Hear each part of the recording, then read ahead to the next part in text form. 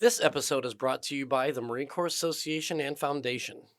The Marine Corps wants Marines at all levels to be able to make sound and timely decisions, and Marines can hone their decision making capabilities by being put into situations that require them to think critically. One way that the Marine Corps Association supports this is by providing decision forcing cases. A decision forcing case is a decision making exercise that places participants in the roles of historical protagonists who, at some time in the past, faced a particularly challenging problem. In that role, participants are asked to devise, deliver, defend, refine, and critique solutions to the scenario as the scenario moves forward in time, creating new problems and opportunities. DFCs allow Marines to develop vicarious experience, develop decision making skills under pressure, and foster critical thinking and creative problem solving. This is one of the many ways MCA supports Marines through an adult learning methodology. Learn more about our programs and support to Marines at mca-marines.org/professional development. That's mca-marines.org/professional development. Hey, Scuttlebutt listeners, welcome to episode 163. It's been a while since we did an update on the war in Ukraine, and as the major media outlets have shown us, you can't do a Ukraine discussion without a retired colonel in attendance. So, we brought in our own editor-in-chief, Colonel Chris Woodbridge, back to the show to help legitimize this. It goes without saying that the war has gone on a lot longer than most would have predicted, while at the same time, there have been some moves that no one saw coming. After spring and summer offensives that have spent a ton in the way of blood and treasure, but did not seem to have yielded the same in territory gained, the Russians are gaining ground in the south, while the Ukrainians have punched through in the north, penetrating in the Kursk region of Russia, which is fascinating, being that this was the site of the Battle of Kursk, a major battle between the Nazis and Soviet Union during World War II, the largest battle in history of warfare, in fact. Every time Colonel Woodbridge comes on the show, I learn something. Hopefully that says more about him than it does about me, but either way, I think you'll enjoy the talk. And if you like us, please like us and give us a review. We'd love to get your feedback. Okay, here's episode 163. Howdy, Scuttlebutt listeners. My name is William. We're back to another episode to talk about the good old Ukraine war, which is going on for a few years. And like every good media outlet, we are going to have a retired Marine Corps colonel to come on and give us his 2 cents. And luckily for us, we have one on deck in our office. Colonel Woodbridge, how are you today? Great. Good afternoon. Yeah, it's interesting. There is about a battalion's worth of former Marine and former military pundits that cross across all the seemingly all the media outlets, and I don't know if I'm part of that distinguished group or not. You're ours. Yeah, you're ours. Yeah, I was home. You know. So for our audience, it's been about a year since we've done a Ukraine episode, so I'm going to do a quick recap on some things that's happened, and then we'll get into discussion of some recent events. So first and foremost, since October 2023, Ukraine had a failed counteroffensive towards the south. The city of Avdiivka fell to Russian forces. Russians attempted to do another offensive around Kharkiv, which failed. And there's been a slow grinding advance of Russian forces into Donetsk and Luhansk, specifically more recently towards the city of Pokrovsk. However, there's also been another big development, which it's be pretty keen to talk about. So I'm going to put my my Wehrmacht cap on and talk about Ukraine's offensive into the Kursk region of Russia, which really is a pretty big deal in the war, bringing the war to Russian soil. So to starting off that side of the discussion, we need to first address. So, how have the tactics of the Russia-Ukraine war evolved over the past year? So, well, seeing that the Ukrainians go on the offensive into the territory of Russia, and we can look at the action on the ground, the Kursk offensive, creating essentially a Kursk salient from west to east, but even deeper attacks that Ukraine has carried out in Russian territory to include in Moscow and deep in the interior, less conventional attacks, but taking the fight to Russia, to the Russian people, and what effect that's having in terms of destabilizing or just compromising the Russian government, specifically President Putin's position on the war. Um, it's hard to tell people everything's going well when you've seen and you have reports of attacks in the capital city, of semi-attributable attacks, loss of capital ships in the Black Sea, and now a major for this war. Looking back at Kursk in World War II, for this war, a major land offensive. Again, recognizing that historical battle, is truly historical, the single largest battle in the history of warfare. In terms of participants, equipment, casualties, everything else before and since pales in comparison to that action from July to August of 1943. So what we have is maybe it's the edited version of that. It's the modernized 21st century 140 character version of the Battle of Kursk going on, and it's also taking place in the opposite manner. So whereas the historical battle saw after the Battle of Stalingrad and the concentration of German combat power, Nazi combat power, in that protracted urban fight, permitting the Red Army, the Soviets, to attack from east to west, creating a salient in the Kursk region, pushing further into western Ukraine, and then the German plan to counter that with what they referred to as Operation Citadel, being really a multi-army group. So, across both sides, over 9 million participants in this battle, numbers that are hard for us today, looking through our 21st century lens, to really comprehend and to really, get our heads around. But enormous formations, again, army groups, so 2 or more numbered armies, entire armored armies. How many numbered armies does the United States have at any given time? We've got a couple of numbered army headquarters within the United States Army, but we can't even approach the number of actual ground forces that were involved. Same on the Russian and Ukrainian side now.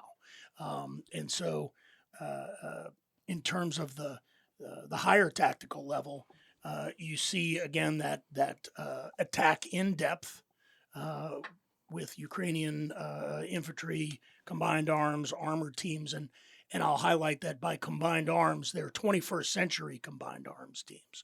So not simply a war of fire and maneuver, but war of fire, maneuver, observation, electronic attack, remotely or autonomous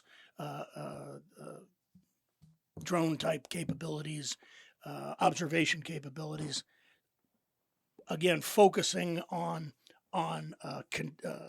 making a penetration of Soviet or excuse me, Russian. I date myself too. Russian defenses, which are very traditional defense in depth, fortified positions, lines in depth, defensive lines in depth, and are largely executed that way. So they're executed as a defense in depth. The use of supplemental and tertiary positions as units push forward, defenders will disengage and move to subsequent defensive or fortified lines. So a very traditional look to that tactical level, but with improved fires, more precision weapon systems, more autonomous weapon systems, and other 21st century means being employed. So it's really very interesting. Not unlike the original Battle of Kursk, which certainly employed all the highest technology available to the military at that time, between the Luftwaffe, the Red Air Forces, armored formations, both German panzer formations and primarily T-34 armed Soviet formations. they were using the highest technology of the time and fighting hand to hand with bayonets, rocks, small arms, etc.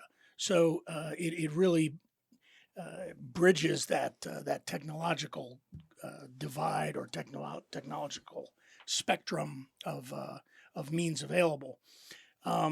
But what's interesting is in the reaction. So in the Russian reaction to this penetration, whereas in the historical battle, the Germans executed what you might call a double envelopment or a pincer movement. So as the salient forms, as the Russians pushed out from east to west into deeper into Ukraine and created that salient or bulge, you now blunt the center of it and attack the flanks or the shoulders of the bulge. So a northern flank attack and a southern flank attack, and to envelop that salient force. And those were the first stages of a tactical model that the Germans had developed over time and really perfected, sometimes referred to as a Kesselschlacht, meaning a kettle battle, where you surround an enemy force and then defeat it in detail. Once it's surrounded, isolated, it's essentially defeated in detail to the point where the enemy can either surrender or die in place. The Russians now today aren't attempting that. And instead, they've attacked in a different direction. They continue to attack or move advances forward in the Donetsk region in the south, but then also attacking with their own salient, their own counter penetration, if you will, to the northwest of the Kursk region. So along the northern or northwestern boundaries of Ukraine, moving again towards that Kharkiv-Kiev corridor. So why would that be? Why do we think, or why would you suppose that instead of counterattacking in the manner that the Germans had against what is now a Ukraine salient moving from east to west, why essentially allow that to play out? Probably an understanding. The only or the clearest way I can articulate it is an understanding of the limited ability of Ukraine to use what are becoming extended lines of communication, extended supply lines, and limited combat power. So we all know from our studies of maneuver warfare that attacks will reach a culminating point when combat power has gotten to an unsustainable point. The force culminates, and then either has a plan or capability to hold that ground, regroup, refit, rearm, and then continue the attack, or simply defend what territory they now hold. So I think an understanding of the limits that Ukrainian forces have to continue that attack, let it sit there, and then attack further in the north to create the same situation, but in reverse. So kind of a tit for tat at the operational level, but that may in fact point to the strategic ends in all of this. And what it is beginning to look like is an understanding on both sides, despite public pronouncements. So President Putin is very clear that the strategic goal here is no independent Ukraine. All right, so that's a pretty unconstrained strategic goal. Obviously, the Ukrainians, President Zelensky on their side, is exactly the opposite: an independent, free Ukraine. All right, we can have those goals, with the exception of President Putin's goal, but I think both sides are starting to recognize that conditions ought to be set within their capabilities to position for some form of negotiated or brokered ceasefire or cessation to hostilities. And this really points back to a strategic goal in warfare that dates back certainly to the 18th century, if not earlier, and that's was sort of articulated even by Winston Churchill towards the end of World War II, is an understanding that where your chess pieces are at the end of the game determines what you own at the end of the game. And so for the Ukrainians to essentially establish that salient and that presence in the Kursk region, in negotiations of a settlement, could become a bargaining chip, as in, we'll give you this back if you give us that back. You give us back part of the Donetsk region, the Don River Delta, and then we'll give you all of this Kursk territory back, or vice versa from the Russian side. Unless we get that territory back, we won't leave this corridor in the north, moving closer to your capital. We'll leave that if you give us the. So it's really started to devolve or evolve into a chess game looking towards that stalemate end, not a checkmate, not where there's a victory, but really sort of a stalemate end, a negotiated settlement, negotiated end of hostilities.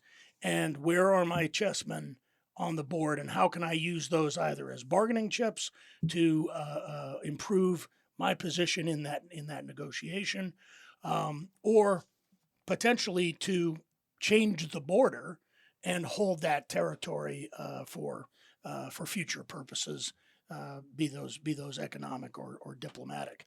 So I think that's because of a lot of reasons, not just the continued and protracted drain on resources in both Ukraine and Russia, but also recognition of changes in the international situation that may necessitate that negotiated settlement, that negotiated end. I guess that was one of the questions that I wanted to touch on. And last time we were here talking about this, there was a very clear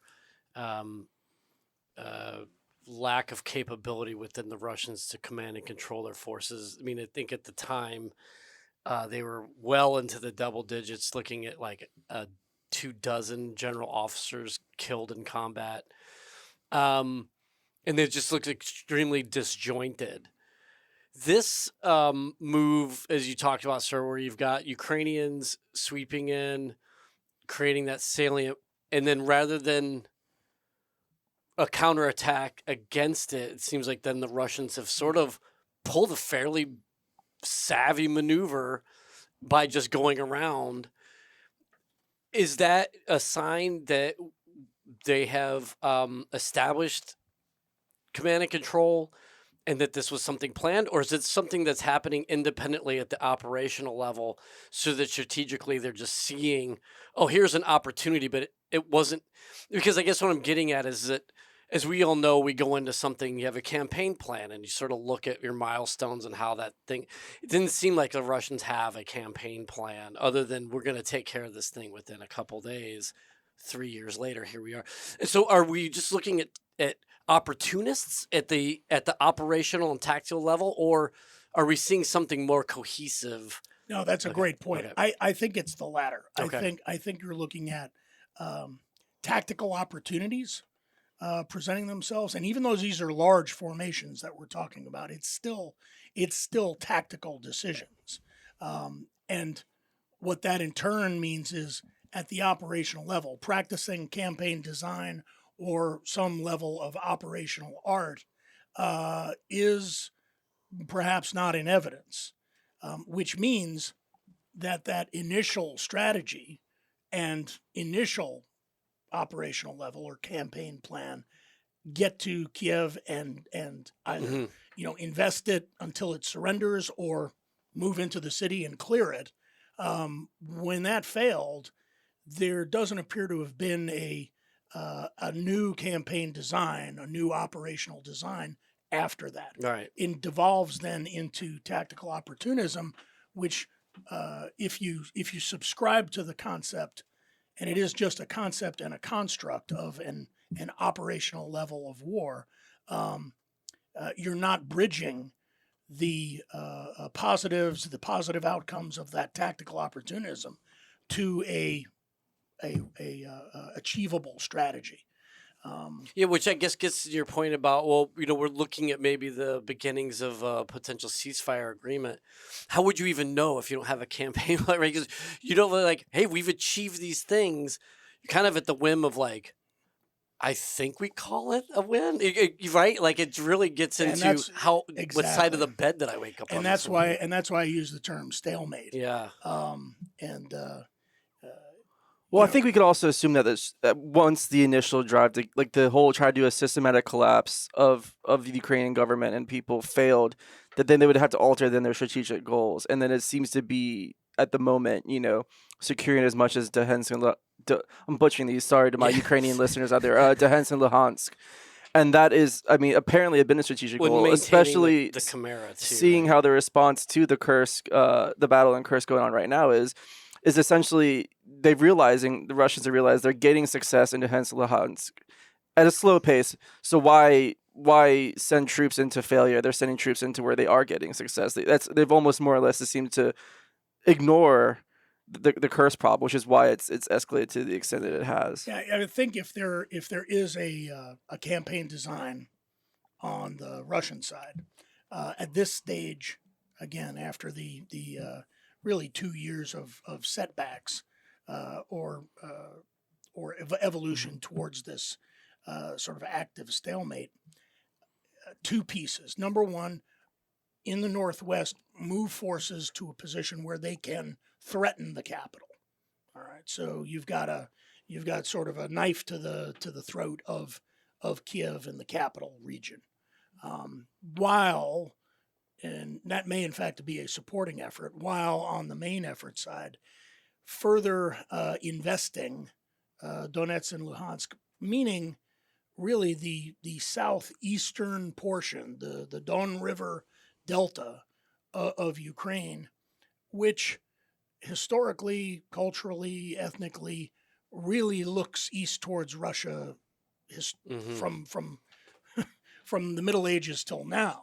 A very very different view, and if you combine that as they've done with political referendum, let's let all the people in the Don River Delta vote on whether they want to be part of Ukraine or part of Russia. Well, for a number of reasons, they probably would vote to be part of Russia, whether they're coerced or they're doing that of their own will. That's the nature of that region, but it's an important region in terms of national economic and industry for either side. So it's not something that the Ukraine would want or Ukrainians would want to just give up unless they have to. And so, again, with Kursk as a bargaining chip, that could be used. We will return all this territory, but we want part of that Don River Delta area, south eastern, south central Ukraine back as in return for that. If there's a campaign design on the Ukraine side right now, I think it's continue to hang on, continue to maintain pressure, and do what they can on the ground again to establish these strategic level bargaining chips. But again, recognizing that the clock is running, the clock on their sustainment, Right. their combat power, their means of continuing to wage the fight is running out as well. And so, now it really gets to looking at what the end game, whether it's stalemate or one side retires, but looking for the best possible outcome with that as the future. Of course, the open question is, would both sides be willing to participate in a peace talks process, in a negotiated settlement process? And if so, who's acceptable to run that process? Mm-hmm. Again, given the way the international community has treated Russia throughout this process, and the way Russia has responded to that, I don't think they would accept a UN brokered agreement. I don't think they would accept an EU brokered agreement. I don't think they would certainly not a US brokered agreement. So who's left? China. China. That might be attractive to Russia, but would the rest of the world accept that? Right, but I think Zelensky has already made Yeah, it clear that that he would not. he's not going to Would be. not, and for good Yeah, reasons. yeah, sure. So, is there some, again, dating myself, is there some group or establishment of non-aligned nations that could no, because they don't have uh, the other side of this coercive means to enforce any kind of agreement. So it'll be interesting. It'll be very interesting, and again, it's going to be affected by a lot of world events in the upcoming months, and it will continue to be affected most by the ability of both sides to sustain the effort. Russia has a little bit of an advantage in that regard, but not an infinite advantage. And Ukraine has done incredible things to sustain their effort with a lot of assistance, and so we'll have to see how that plays out. So there's a couple of factors I want to touch on specifically, to our Marine listeners. Is first of all, the fact that the Ukraine incursion into Kursk was a surprise. We keep hearing, that the battlefield is now, viewable to everyone. There's nowhere to hide, but they managed to do so. And secondary, sort of to that, has maneuver really truly returned to the battle space, or was this an aberration? Is this just a fluke in the Russian defense plan? So my opinions. No, I'll take the second question first. It shows some return of maneuver, but again, close study always points to kind of false dichotomies when we talk about styles of warfare. So, is there offensive maneuver going on? Yes. Is it what we would consider maneuver warfare? I don't know, because I'm less and less convinced that there's a clear line in styles of warfare. What the Ukrainians are doing is a combination of maneuver, attrition, at least at the tactical level, and they're certainly managing their own attrition, which is got to be a significant concern for them, and then also understanding the strength of positional warfare. Again, holding that territory and creating an advantage merely or purely by their location on the battlefield. So, yes, there's offensive maneuver involved on both sides in this sort of penetration, counter penetration that's going on. And I wouldn't call it an aberration. I think it's an evolution or an emergence. Some military theorists that I've been lucky to study with really focus on war as an emergent event. So things happen in the conduct of war under its own logic in some ways, certainly with its own language, and there's not a lot of cause and effect chains that can be formed when these things emerge. So the opportunity, I think tactical opportunism is another key point there, and that's something that I think Marines can learn from this. And it relates to the surprise aspect as well. So you can surprise somebody purely by doing something unexpected, or you can surprise somebody by doing something they expect but hiding it from them, or obfuscating it, using deception, using other means. In this case, I think the essential rule of thumb is it's very easy to sneak up on a deaf blind man. So how well the Russians are employing all means at all echelons to maintain situational awareness of the battle space. Again, not just the physical domain, but the electromagnetic spectrum and everything that goes along with that. Their ability to see what their opponents are doing may be less robust. And so that creates opportunities, again, for that tactical opportunist to take advantage of. And I think that's some of what's going on here. It caught a lot of people by surprise. So, however, whatever means the Ukrainian military used in this regard, they did it very well. But could that backfire when we talked about the international community and support? If they're well, I don't want to say constantly, but up until this point, we heard so much about how they were depleting resources. They're going through munitions at the cyclic level. They need more support, need more support, need more support.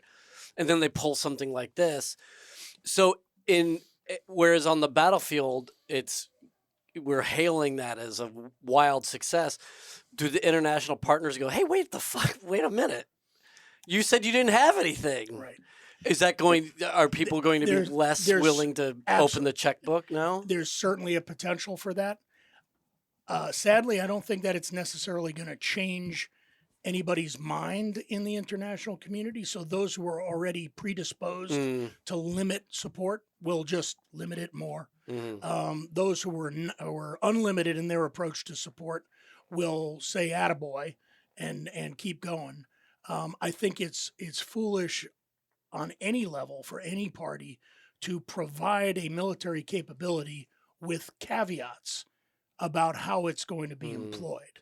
So the idea of we're going to provide you with long range rocket artillery, but you're not allowed to use it on targets inside Russian territory, and you're certainly not allowed to use it against industrial targets in civilian areas.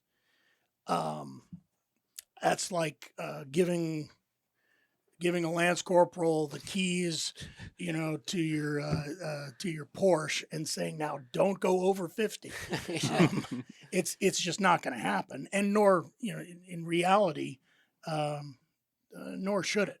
I mean, the idea of putting those sorts of limitations in war is just ludicrous. But that's also to break the. You feign innocence, right? Exactly. When they use wait, we told them not to. Right. They're doing it. These bad kids. That's exactly right. Yeah. That's exactly right. So that certainly would serve a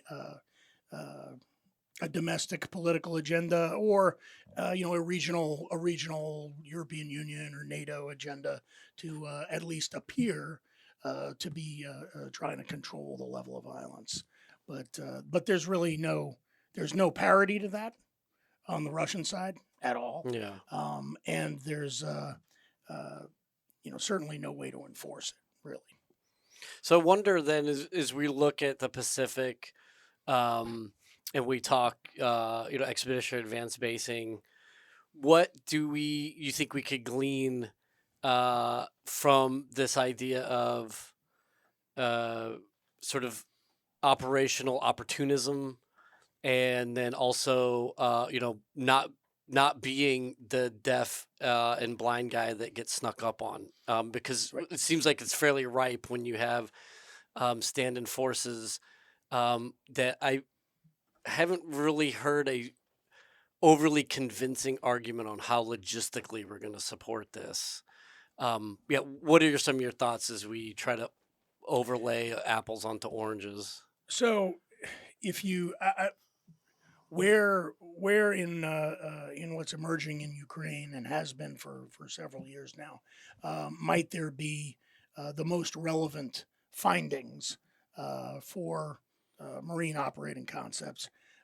Again, in the maritime domain, I think what's occurred with regard to Russian naval platforms in the Black Sea. Mm. There's and how much information is available in the Because I public mean, they're domain. essentially combat ineffective at this point, right? Exactly. Yeah.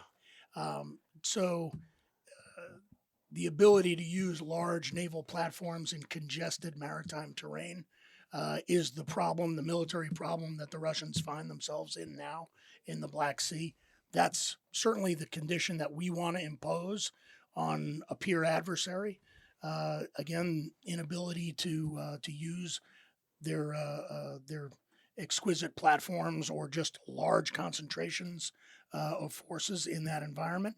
But we have the same challenge, and one of our methods conceptually developed to solve that problem are the use of stand-in forces, Marines, submarines, special operations forces. But what you're talking about, it becomes the challenge in the hider-finder fight. So if you have small, independent or distributed units operating in that environment, the more they radiate, the more they expose themselves, the larger signatures they create, the more easy they are to target, isolate, and surround and defeat in depth. So the process of hiding means not emitting, not becoming visible across the electromagnetic spectrum. Well, unfortunately, those are the systems that also need to be used, radar, etc., to find adversaries. So balancing that and using, again, other means to obfuscate that, decoys, deception, etc., is really a focus of effort because, again, emergent role of particularly Marine stand-in forces is as that eyes forward, targeting forward role. So to give Marines the capabilities to accomplish those sorts of tasks without exposing themselves, or giving them the ability to move, expose themselves, but move, and sustain themselves are the challenges Yeah. that are certainly first and high up on the list to solve today. And they're not pure technology or equipment challenges. Some of them are, again, tactical employment considerations, the organization, the training of Marine units, all of that kind of feeds together to create capabilities to operate in that environment, which, again, looking at environments like the maritime domain of the Black Sea, other emergent environments now, Red Sea, Bab al-Mandeb, and what the Houthis in Yemen have done to international shipping, shows you the effectiveness of small units using indirect fire or direct fire weapons, and being able to move in an environment where they can't necessarily be found or targeted, or there are other limitations on taking direct action against them, not unlike the South China Sea scenario. Yeah, So, yeah. I think we don't give enough credit to harassment. Like, it's called harassment for a reason, right? Like, shit is annoying. Well, it is, and We again, can really disrupt what you're doing. exactly. And so, what are not just us, United States, or our allies, but what is the world doing in that congested maritime terrain? Whether we're talking about the South China Sea, the Straits of Hormuz, the Bab al-Mandeb, or the Baltics or the Black Sea, for that matter, they're moving things. And the things they're moving, someone's selling and someone's buying. So international commerce is affected by military action and the security environment in those key choke points, those maritime choke points, congested maritime terrain. And so the effectiveness of being annoying in those areas and the effects on the international community are truly destabilizing. Because in all of those areas, probably the most important thing that moves is energy, is petroleum, oil, natural gas, fuels. And so that industry has designed its platforms specifically to move through various of those checkpoints. There's a reason a Suezmax tanker is called a Suezmax tanker. It's got about 6 inches to spare on either side to get through the Suez Canal. A Panamax tanker, same thing in the Panama Canal. Anything bigger can move through, but not those choke points. So then you only have to consider draft and the security environment. So anything from Chinese naval militia, PLAN, People's Liberation Army Navy, naval militia in the South China Sea, to piracy off the Swahili coast, to Houthis in Yemen, to piracy in the Straits of Malacca. All of those areas require a security presence, or the commerce gets interfered with. All of those areas require stable, what I'll call stable security environments. So you can't have open warfare going on. And so the only alternatives then are to resort to the most economical and effective way to move large amounts of fuel, which are pipelines. And so Russia has those, but they run through contested areas in Ukraine and the Baltics, etc. And that becomes their only alternative to move energy to their customers, unless they change customers. You can build a pipeline to China relatively easily. So. All right, well, y'all, thanks for tuning in. We appreciate it. Colonel Woodbridge, thanks for coming on the show to talk about Ukraine. For all our Marines out there, stay tuned, keep an eye out, keep your ears open, see what's going on, and try to learn from it. All right, have a good one, y'all. Units all over the world engage in professional military education experiences with the Marine Corps Association's help. Marines learn from historic battles ranging from the D-Day landing at Normandy and Marine amphibious landings on Pacific Islands to the Battle of Marathon between Athenians and Persians in 490 BC, to military engagements in the Korean and Vietnam Wars, to battles which took place in the United States during the Revolution and Civil War. Discussing the operational, cultural, and historical significance of battlefield experiences is an invaluable learning tool for expanding a Marine's knowledge and preparedness for future missions. While the character of warfare changes, the nature of it does not. The opportunity to explore the decisions made or ignored in battles throughout history, the opportunities gained or lost by leaders in past combat experiences, is invaluable as a tool for facing today's military challenges. Learn more about this MCA program for Marines at mca-marines.org/battle-study-packages. That's mca-marines.org/battle-study-packages. Scuttlebutt is a production of the Marine Corps Association.